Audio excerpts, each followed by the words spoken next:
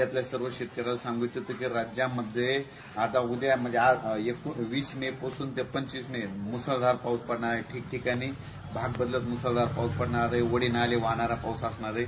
म्हणून हा अंदाज लक्षात येतात. तो पाऊस सांगायचं झालं तर पूर्व विदर्भ, पश्चिम विदर्भ, दक्षिण महाराष्ट्र, उत्तर महाराष्ट्र, कोकण पट्टी, खानदेश सगळीकडे दोन दिवस असं मुक्काम करत 25 मे पर्यंत पडणार आहे. तसं तर 30 मे पर्यंत पाऊस असणार आहे. म्हणून हा अंदाज लक्षात येतात. पण राज्यातल्या सर्व शेतकऱ्याला सांगितलं तुम्ही काय करा, त्यामध्ये 30 मे पर्यंत जशी वेळ येईल तसे कामे करून घ्या. कारण की राज्यात खूप मोठा पाऊस असणार आहे. वडे नाले वाहतील असा पाऊस पडणार आहे.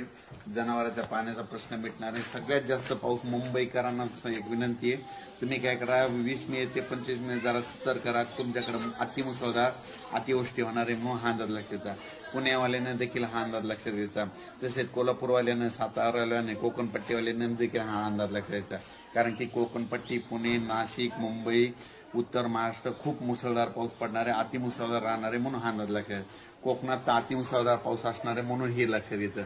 पण ते तिकडं पाऊस पडल्यामुळे आपल्या महाराष्ट्रामध्ये सगळीकडे विदर्भ, पूर्व विदर्भ, पश्चिम विदर्भ, दक्षिण महाराष्ट्र, उत्तर महाराष्ट्र, कोकणपट्टी प्रत्येक गावामध्ये 30 मे पर्यंत जवळपास 4 वेळेस पाऊस पडणार आहे.